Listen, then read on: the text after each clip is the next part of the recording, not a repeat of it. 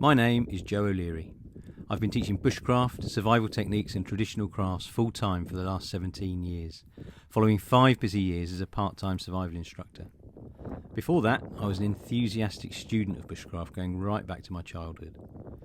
I spend a lot of time outdoors all year round and count myself extremely lucky to live and work in a very green and rural part of the UK, straddling the border between Dorset and Wiltshire.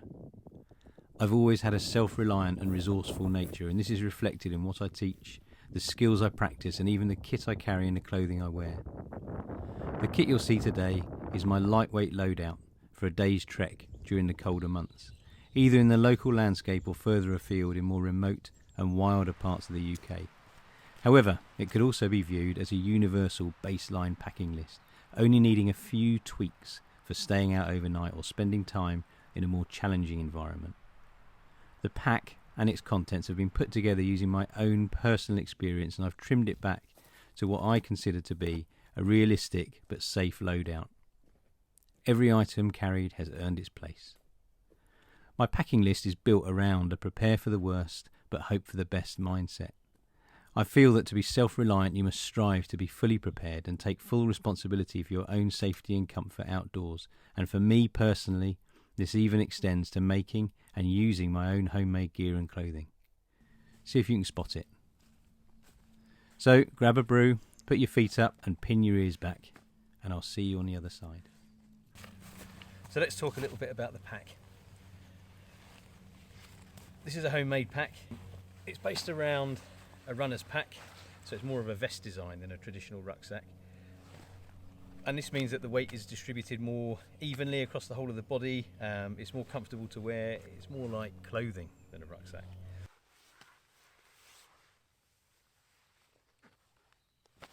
So I went for this central waterproof zip design. This is something I haven't tried before. I've made lots of other traditional rucksacks with lids that open or roll top designs with a buckle. But this central zip, I quite like the idea of this, so I thought I'd give it a go on a pack like this, which isn't carrying all that much weight.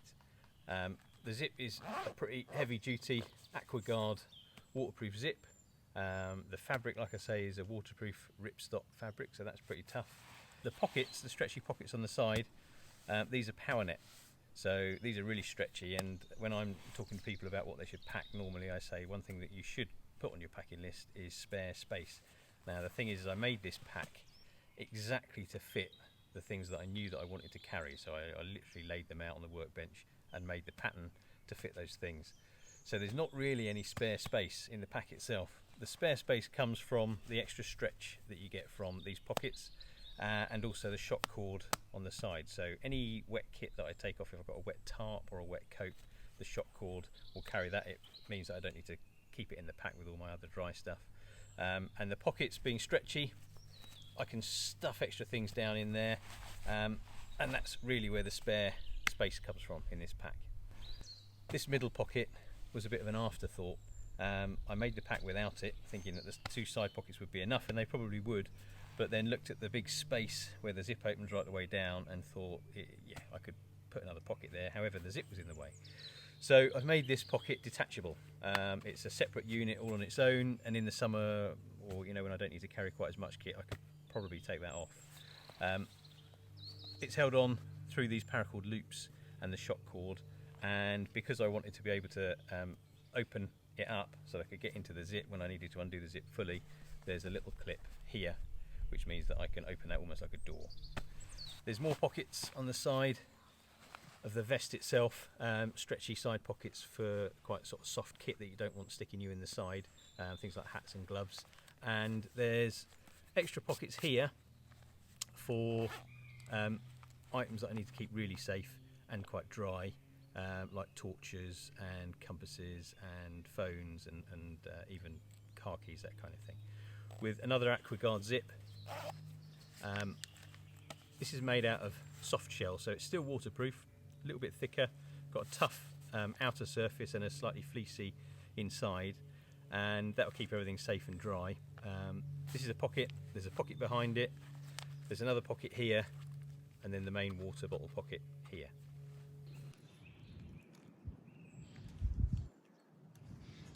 I included a grab handle so that I could pull it up by the grab handle rather than sort of pulling on one or the other of the straps. And I kept it quite small. I didn't want it tapping me on the back of the head or tickling me on the back of the neck while I was going along, and it doesn't, so that's good. And also some Velcro patches. You know, you can put whatever you want on there. What I put on there is a Siloom marker panel.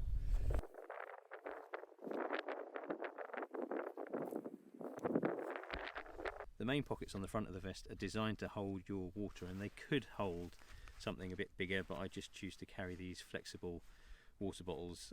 They hold about 500 millilitres. The only thing is with the flexible bottles, although they're more comfortable to carry, as they get empty they fall down inside the pocket, so you need to fit something like this shock cord here to hold the bottle in place. Even when it's half full, it's dangling then rather than just falling down inside the pocket, and you've got to rummage around every time you want a drink.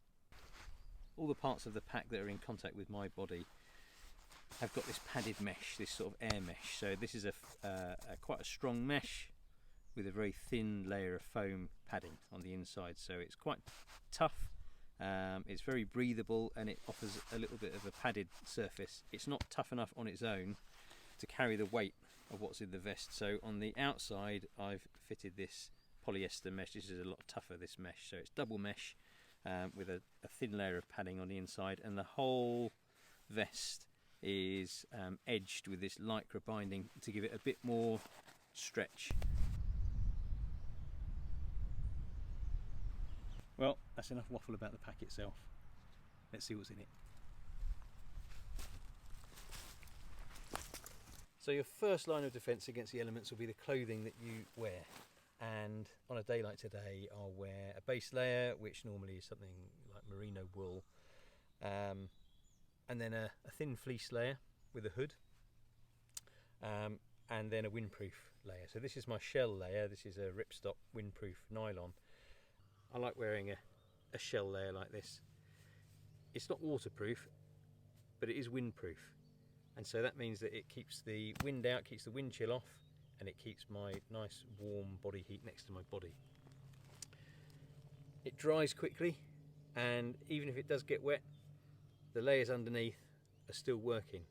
The fleece, the wool, they're still working to keep me warm. All the openings are either elasticated or have a decent zip, which means that I can really batten down the hatches if it gets cold, and that really helps me to stay a lot warmer when I do those zips up. Or if I'm getting too hot, if I'm going up a hill or something, then I can undo the zips and vent. The layer underneath has a full length zip. I can undo that all the way down, and that really lets a lot of heat out. The first thing that I carry with me that I'm not wearing all the time is a hat, and this really helps to regulate the temperature. I don't like to take too many layers on and off all of the time, especially when you're really out in the weather. You really don't want to be taking off a shell layer to put on an extra warm layer and then the shell layer back on. So the way that I regulate my temperature is by doing up the zips and undoing the zips if I need to, or I'll put a hat on. This is a hat made out of an old woolly jumper. The jumper was too small for me. It had been in the tumble dryer and shrunk, but it was a great source of slightly stretchy and really warm lamb's wool. So I made that into a hat, nice and easy hat with a fleece liner, and if I'm walking up a hill, I'll take it off. I'll stick it in one of these side pockets, these stretchy side pockets. If I stop and I start to cool down, I'll stick it back on again. The other bit of clothing that I carry in these stretchy outside pockets that I need to get to relatively quickly without opening the main pack would be a decent pair of gloves at this time of year. And although I don't like wearing gloves if I can get away with it, there are days where you do need a pair of gloves. I mean, your hands are your primary tools, and if they get too cold or they're damaged in some way, yeah, that limits the amount of stuff that you can do for yourself.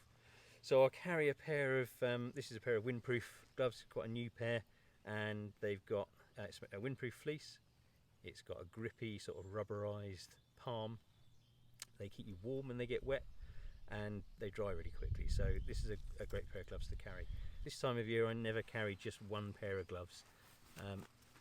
In my bag is another pair, and this is a similar pair to this, thin, keep you warm, dry quickly, rubberized grip. And so if these get soaked through, or if they're not quite good enough on their own, I can double up or I can replace them. If it's really cold, or if I know I'm going to be somewhere where I'm just exposed all the time and it's super windy, super cold, then I'll carry a pair of mittens instead. So by wearing a quick drying windproof outer layer and inner layers that will keep me warm even if they get damp, it's quite rare that I need to get my proper waterproof out of the bag. However, if I didn't have a decent waterproof to put on over everything else and it was really rainy, I'd be in trouble. So this is my waterproof jacket. It's a waterproof and breathable jacket with a full length zip, and as you can see, very brightly coloured. So I do like wearing quite woodsy, earthy colours for sneaking around in the woods, but there are times when you would rather be seen, and absolutely stinking foul weather is definitely one of those times. So I like to make sure that my outer layer is something that is bright and can be seen easily. And also as well, I might be walking along a road at night, and it's handy then to have a layer that can be easily seen. If the weather is really that horrible and you need to break this out of the bag, then you don't want to be taking off other clothes to put this on. This wants to be able to go straight over the top, and it's good practice with your extra layers, if they've got a full length zip, to have that zip already done up in the winter time so that you can just pull that on over your head and zip it up and you're protected.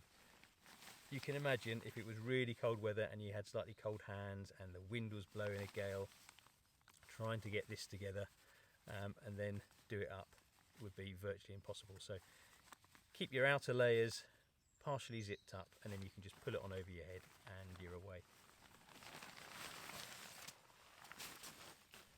The other important bit of protective clothing that I carry in this bag, but very rarely take out, is a pair of windproof and showerproof trousers. These are by Montaigne and made out of Pertex, and although they're not completely waterproof, generally speaking, I'll go out wearing something that's already quite tough and weatherproof and probably not need to put anything on my legs. But if I did, then I've got these showerproof and windproof trousers that dry very quickly.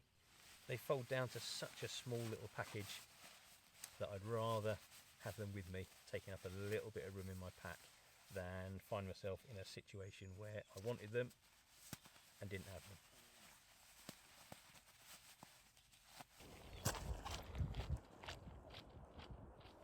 Just take this out of the way for now. So still on the theme of shelter and warmth, I carry a warm top. Although this bag's waterproof, well, the fabric's waterproof and the zip's waterproof, it could still potentially fail and let in a bit of rain. So I carry important stuff that I really don't want to get wet in its own little dry bag. And in here, well, you can see what's in there, and that's not because I'm dim. I like to, where I can, write on the outside of a bag what's in it. And that might be because I'm sending, one of my kids over to get something out of my bag, or it might be somebody who's on a course. They might need to go and rummage around in my bag, and it really does help if it says on the outside of the bag what's in there. So this is my warm top, and this is a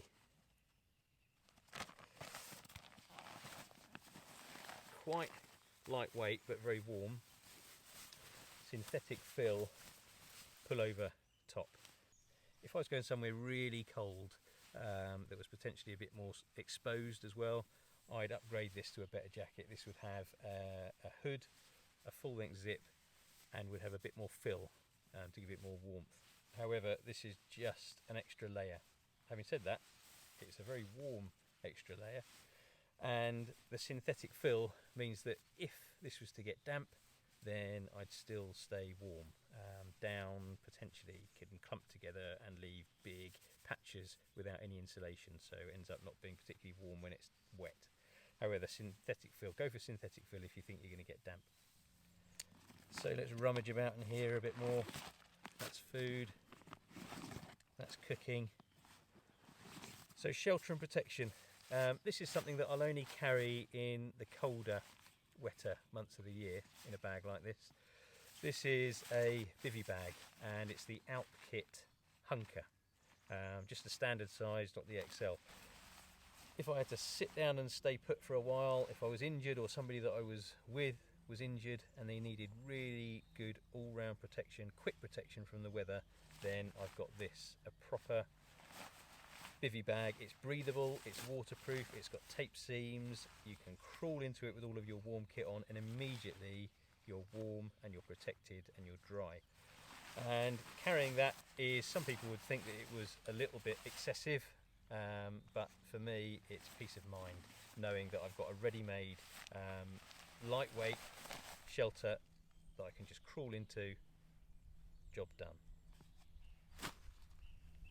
So most of this pack is focused on providing shelter, protection and warmth, so important at this time of year.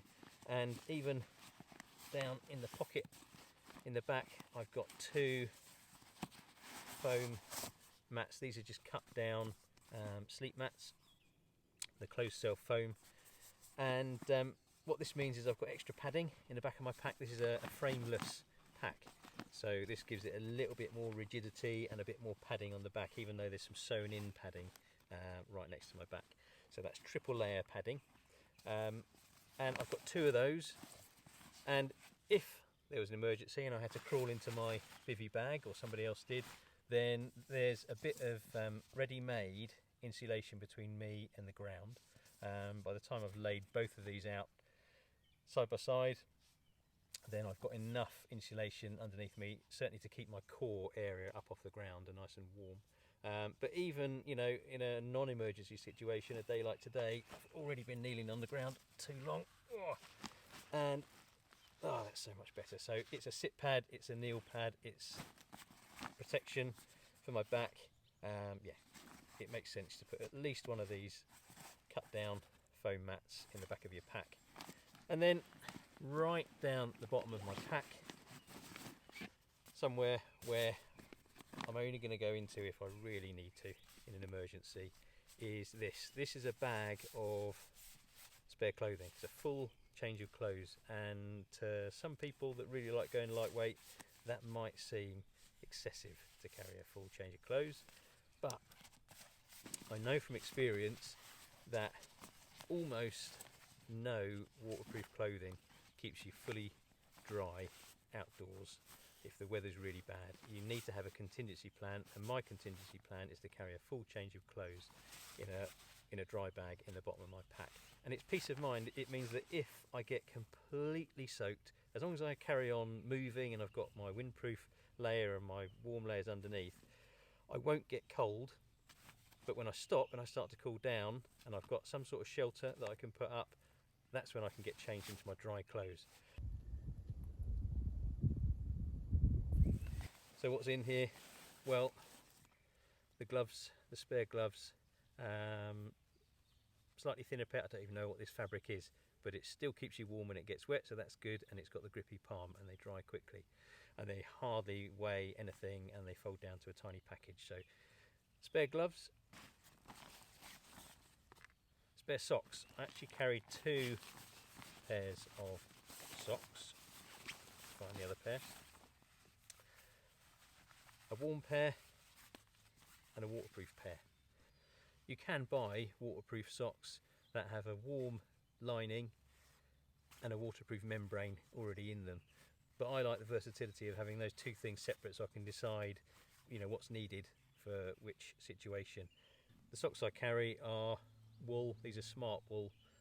They're thin enough to wear inside a trainer, which is generally what I wear as a kind of fell running shoe when I'm out doing this kind of stuff.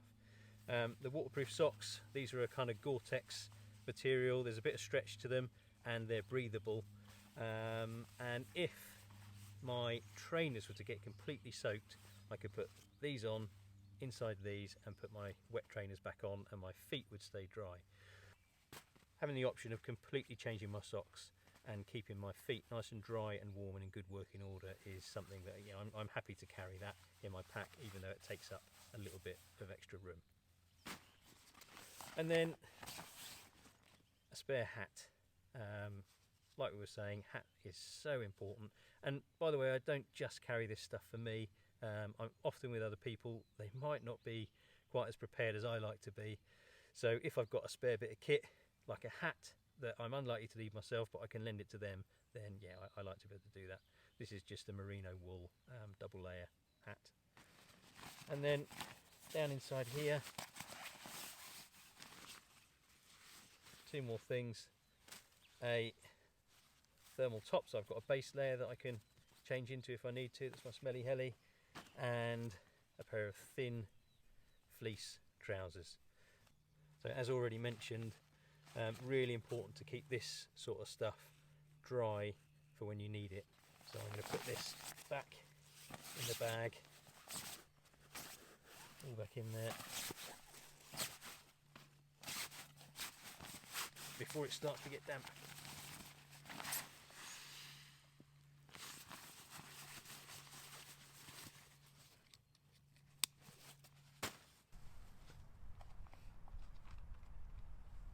So one other bit of shelter and protection kit that I carry is a lightweight tarp, and this is a silicone coated ripstop nylon tarp. It's very small and lightweight, easy to carry, but it gives me, I think the dimensions are 1.5 by 2.25 meters, so it's easily enough protection for me, and in an emergency, you know, I could get me plus possibly a couple of other people under there as well. So I like to carry it for emergency reasons. I mean, I teach wilderness survival techniques and bushcraft, and although building a shelter from natural materials is a fundamental skill that you learn very early on, I know from experience that it does take time and energy and resources, and if it was a proper emergency situation, chances are you wouldn't have any of those things in excess. So it does make sense to carry a quick and easy and effective shelter that you can put up.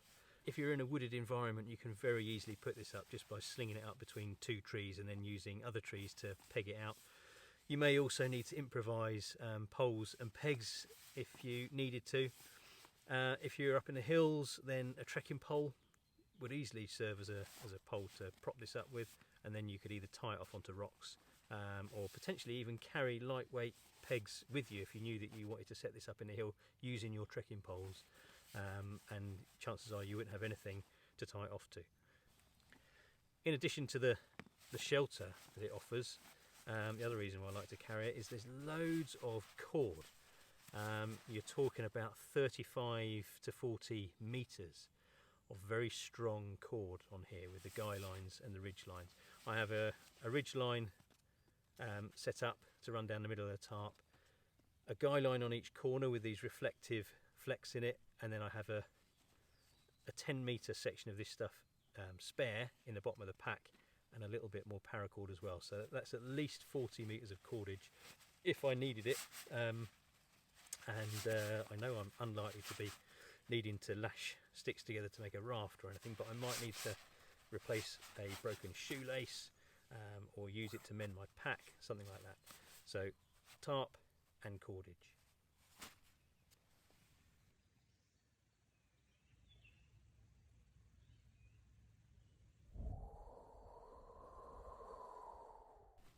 I like to take some navigation kit with me on these jaunts, and that's in the form of a traditional map and compass. And even if I know the ground, then I'll take it along with me anyway. I like to practice my map reading. It's a perishable skill, and it's good to get some practice in. Also, it's good to know what's around you. So if I see something off in the distance, I can look at the map and I can see exactly what that is. And then lastly, if I needed to give somebody my exact position, I can do with a map and compass. You know, you can have things on your phone programmed in what 3 words and all that kind of stuff, but your phone could possibly die. This, you'll always have it with you. Well, you may not always have it with you. You want to make sure that you've got a lanyard attached to your map case. I tend not to wear that around my neck because it looks ridiculous. I put it around my wrist like this, or I clip it to my bag. But one way or the other, that is fixed to me just in case it's caught by the wind and whisked out of my hands. It's a good idea to carry your compass in the map case when you're not actually using it. You can arrange it so that the direction arrow is pointing to north on the map, and then when you need to orientate your map, you've got something on hand to help you do that. And then the only other thing that I carry in here, which is a bit of a recent development, is a pair of reading glasses so I can actually see what's on the map.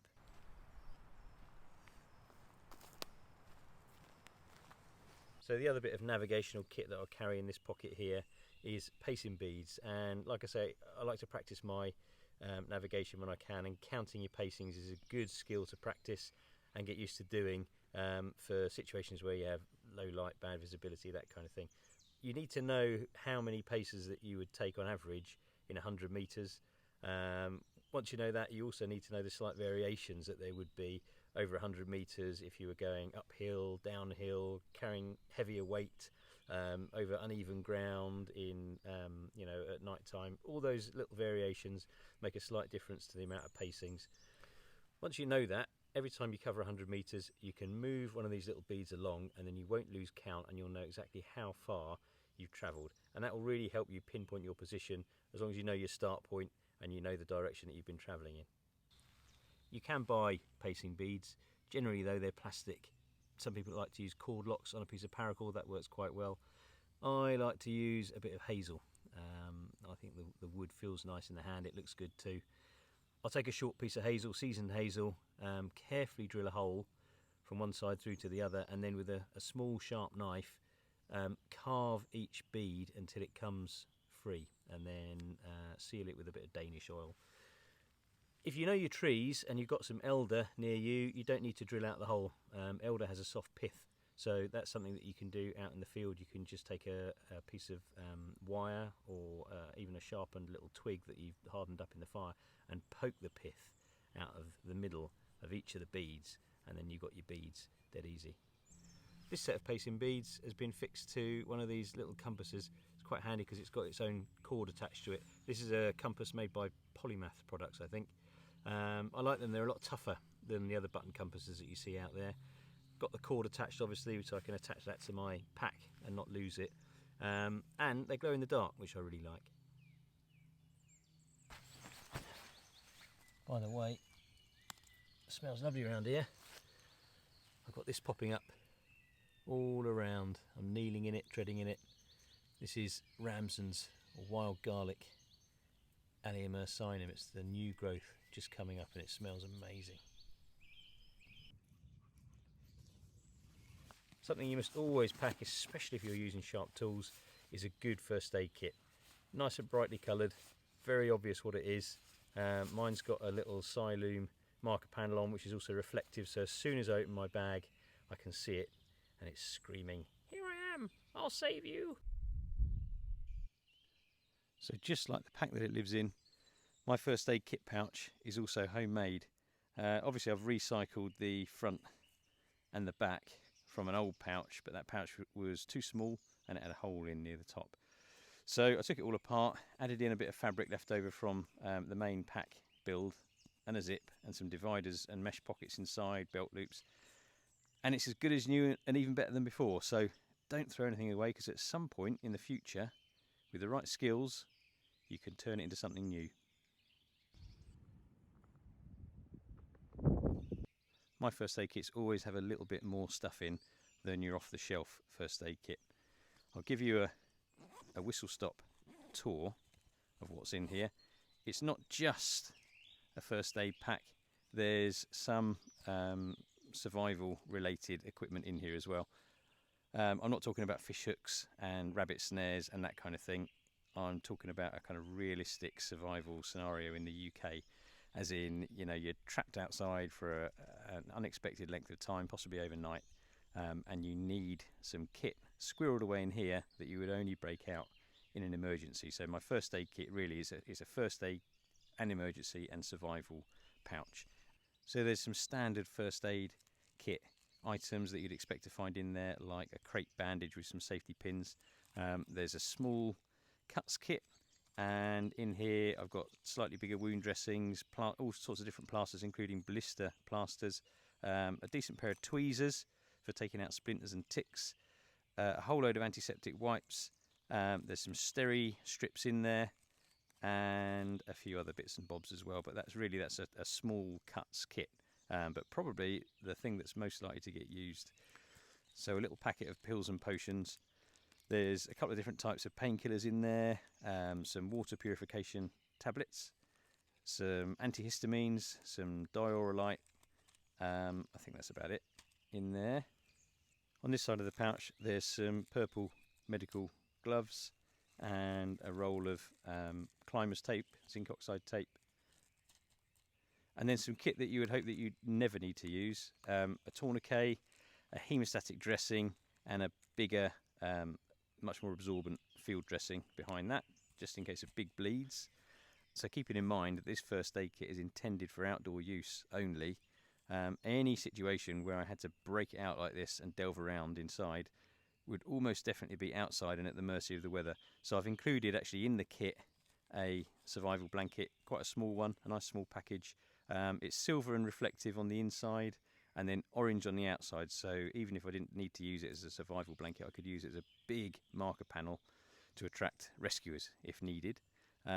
It's big enough when you open it out to give shelter to several people, or if you folded it over, you could wrap yourself completely up in it just as one person. There's a couple of bits of firelighting kit that I keep in here, a miniature ferrocerium rod.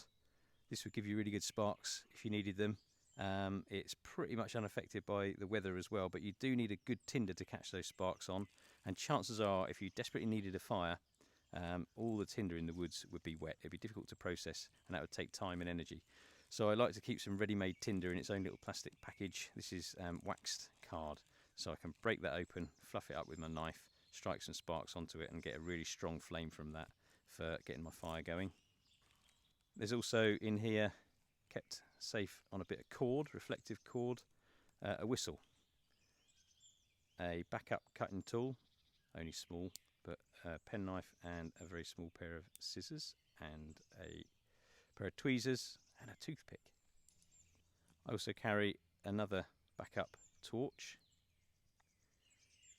This just takes one AAA battery, and then I've got a few more spare batteries hiding down in there. A tin of Vaseline.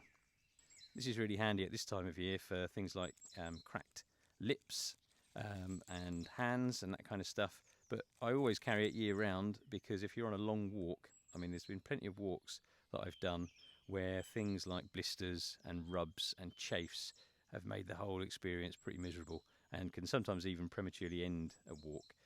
So a tub of Vaseline is really handy just for keeping those chafes and rubs and other bits and bobs at bay. So I've got a miniature permanent marker there, about 10 metres of very thin but very strong cord. You always need cord. A small amount of strong black masking tape, which is also handy for firelighting. And then in this waterproof pack, there's a heliograph mirror, which is primarily for signalling for help using the sun. But if you were on your own and you had something in your eye, then a mirror is really handy for seeing where it is and hopefully getting it out. There's also a Fresnel lens in here, a magnifying lens, very thin one. That's really handy for seeing splinters, that kind of thing, getting out splinters and thorns and stings. But also if I forgot my glasses, then it helps me see what's actually on the map. There's a notebook and a pencil. Also in here is a small section of map. On one side is the woods where I work, and on the other side is the ground all around where I live. Two places that I'm most likely to be in, so if I lost my main map, chances are this one might be able to help me out. There's also some basic information in here, my phone number, an emergency contact number, and any other information that somebody might need if they found the pack or me. There's even some emergency high energy food, half eaten. Also, on the subject of safety, I've got my phone in here. This is my pouch for any extra filming bits and bobs, and it's protected, it's padded. I've got a clear waterproof bag, and in there I've got my phone, a charging pack and a cable.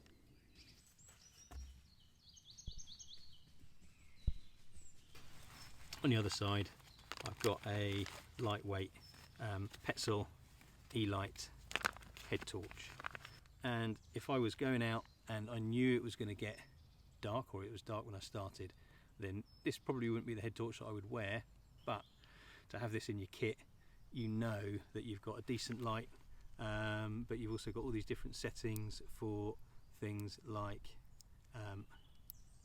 that flashing strobe, and also the red flashing light as well, so that if you're running along a road or you need to be seen from a distance, then you've got this as an option for that. So that always lives in my bag, with obviously spare batteries. They don't last all that long with these, so you really want to carry spare batteries.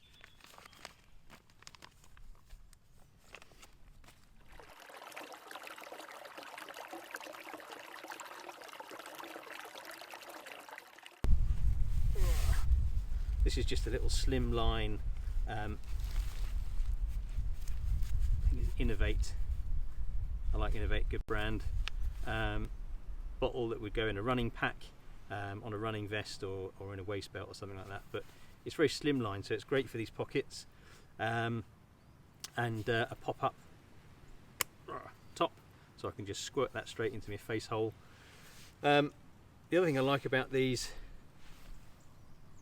squirty bottles is if you've managed to cut yourself and you need to irrigate a wound, you know, wash out the dirty stuff that's in the wound, or if you perhaps had something in your eye, then having the ability to squirt clean water at yourself is quite a good thing to have with you. So yeah, I like a squirty bottle in my kit, you know, somewhere, and this is a particularly good one.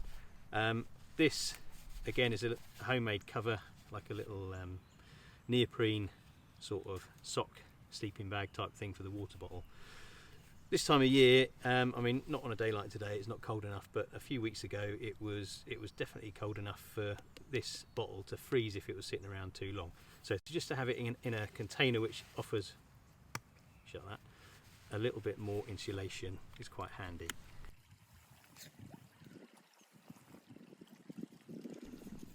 In the front pockets I've got more water, and this is water that, you know, I want to be able to get to without taking the pack off, so it's got a little bite valve, and I positioned the pockets in such a way so that I could just reach across and grab that and drink straight from it without having to fiddle about with it. The only disadvantage with these when you're mucking about in the woods like I do is you have to be a bit careful about what you lean this up against. There's thorns and brambles and all sorts of stuff, and if you manage to put a hole in both of these, then you'd be, you know, you'd have very limited water carrying options.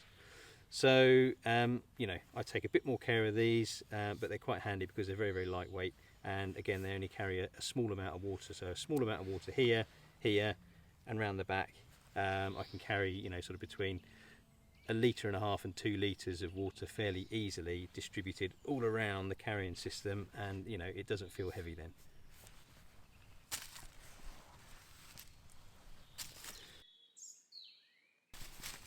Also in here is a small filter bag. Well, this is based on the traditional cloth millbank bags. It's ever so slightly smaller and much more lightweight. It's a double layer of nylon, so still made in the same way, so that all the water will pull down to this area and just gradually drip out. It's a faster flow rate, I would say, than the traditional cloth millbank bags, but the idea with this is it will filter out any of the big debris that's in any wild water that you collect. So all your sort of leaf particles and twigs and anything big will be filtered out by this. However, you still need to either boil it or chemically treat it to get rid of all the stuff that you can't see, all the microscopic nasties that make you ill. But it's quite handy for that. It's quite handy for gathering up wild water and filtering it. It's quite handy for prolonging the life of your water filter pump that you might use, because then you're taking out all of the mud and stuff before it even gets to the pump. And it's quite handy for, you know, when you need to gather up just a bit of puddle water to put your fire out or something like that. You can do it in this, and you know, the drip rate is slow enough that you can carry that from the puddle back to the fire, and you can tip it on your fire easy enough, without having to use your clean water containers to do something like that.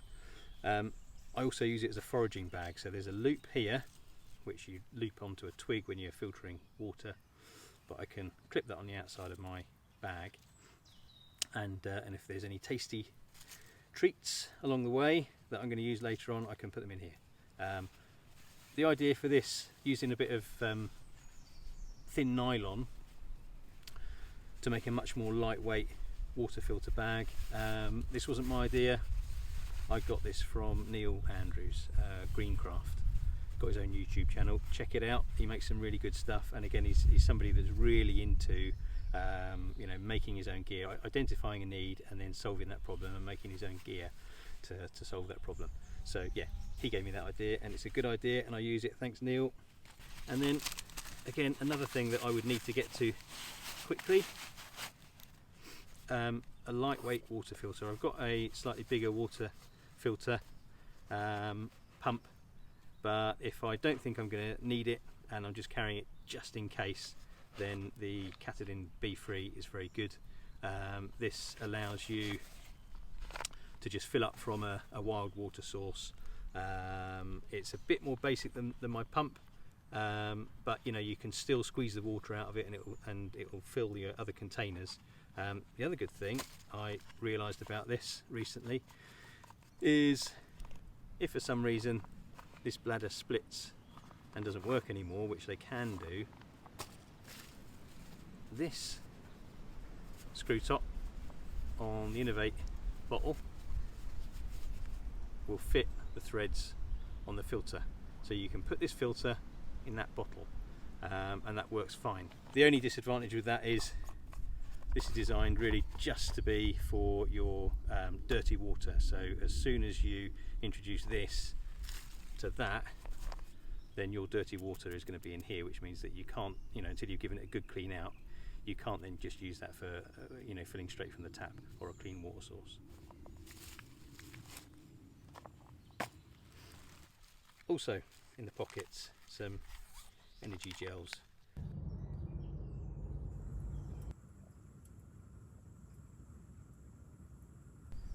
I don't always take a cook set with me if I'm just going out for a, you know, a walk, and I know I'm not going to be all that long. I'm probably not going to sit down and cook myself anything. Then I might just take, this time of year, a flask that I've pre-made up before I go, you know, like a little sort of 1 litre stainless steel flask of hot chocolate and coffee. I could do with that now actually, but if I know I'm going to be out for the day and I know I'm going to need to cook something, I'll take a little stove. It's very small and lightweight, this system. This is something I've just put together myself. I'll show you what's in here.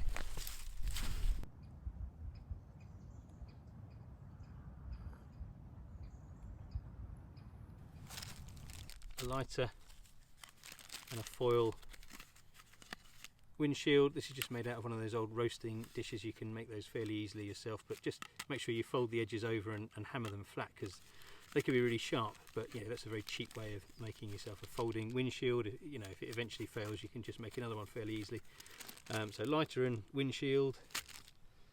The main big pot, this is a 550ml titanium pot, not particularly expensive one, only got handles on it, but I'm only really intending to use that either with a small fire where I can just push it in the end, or with my meths stove. So that's big enough to boil some water easily for a brew, but I could have my lunch in there as well. My mug shots and my jerky would go in there easy enough.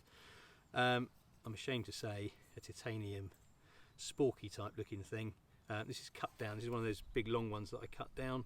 I did have a wooden carved one in there, obviously, because I'm a bushcrafter, but this just seemed to fit in there more easily, so I brought that along instead. It's easier to clean, all that kind of thing. So that's my main lightweight cooking pot, just for a day out. And then a smaller, oh, and by the way, if you're carrying a pot, you need a lid, even if it's just a lightweight pot. So this is the lid that comes with that. That's quite handy. And a small tea towel, fitting in there quite snugly, like that. Let's do that again. Is this smaller pot. This is a 350ml version of the bigger one. Comes with its own tiny lid. It's quite cute, and fitting very snugly inside that, pop, is my stove. So homemade pouch. You can buy this kind of stuff, but you can also make it, which is what I do. And in here I've got, this is an old what was that? I think that was an old bry wax tin, which I cut down and drilled some holes in to make a tiny crown. Actually, that's part of the stove. Inside this bag, I keep all this gubbins inside a fairly heavy duty waterproof bag, not because I don't want that to get wet, but because if that spills or leaks meths or anything like that, I want to try and at least contain it a little bit within that bag, especially because it's inside the containers that I'm going to drink a brew out of or have my lunch out of. So yeah, keep that all in a bag, and then just a standard but very old and battered Trangia burner. Spare fuel for my meths stove lives in the outside pocket just in case of leakage. I really don't want everything stinking of meths.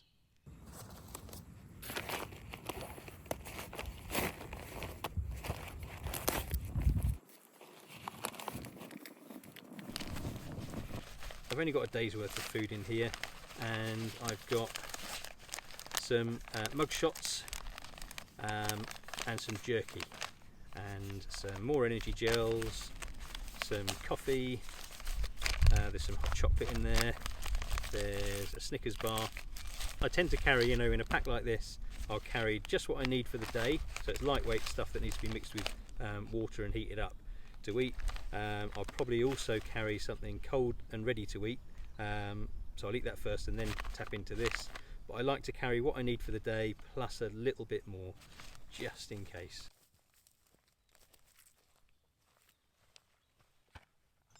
So this pack and the kit I carry in it is really intended for a day's fast trekking through the countryside and the occasional mooch in the woods when I get the chance, but that's reflected in the tools that I carry.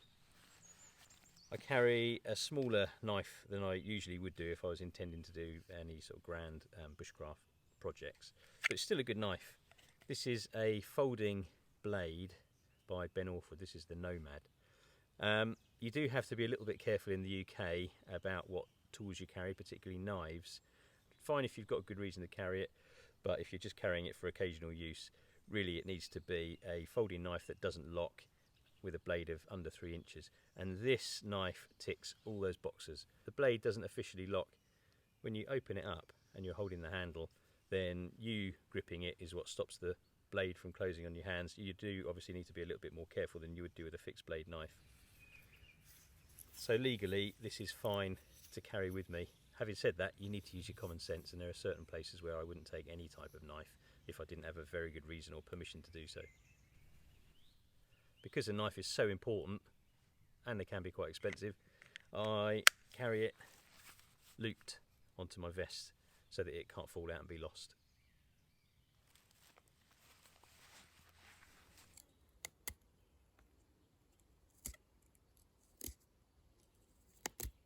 I don't see the point of carrying a knife if you don't carry something to sharpen it with.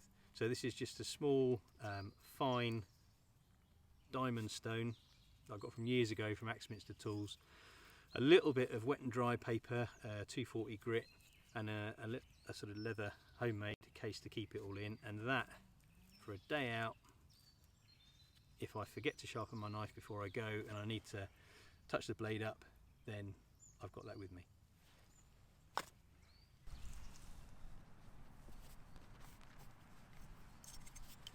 The other main tool that I'll carry in this pack that complements the knife is a good folding saw.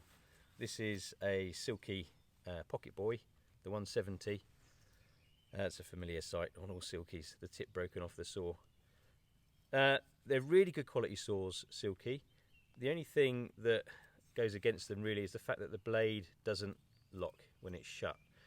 So to overcome that, I carry mine in a little homemade buckskin pouch.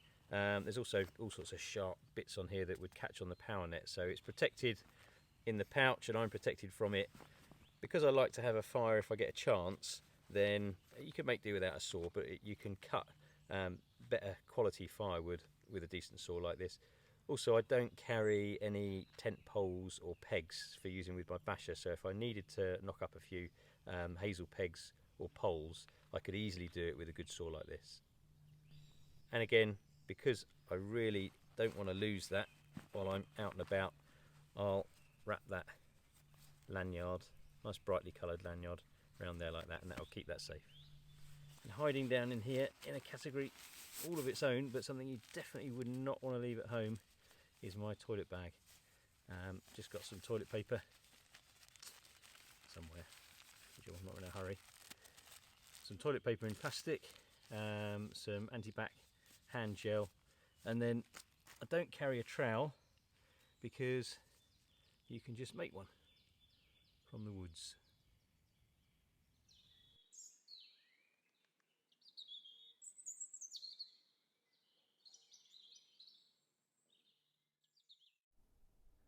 So there you have it, my kit for a day out in winter and spring.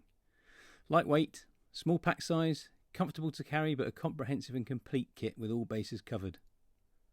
If you're still watching, congratulations. I'd like to think there'd be something here for anyone who enjoys spending time outdoors. I've made reference to quite a lot of different kit in this little vid, so I'll list some of that below. There are plenty of independent makers of kit out there too, making for themselves, but also to sell to you. Don't forget to check them out. Let me know if you found it useful in the comments and by clicking the like button. And if you'd like to see more, then tune in next time for something a bit crafty. Thanks for watching.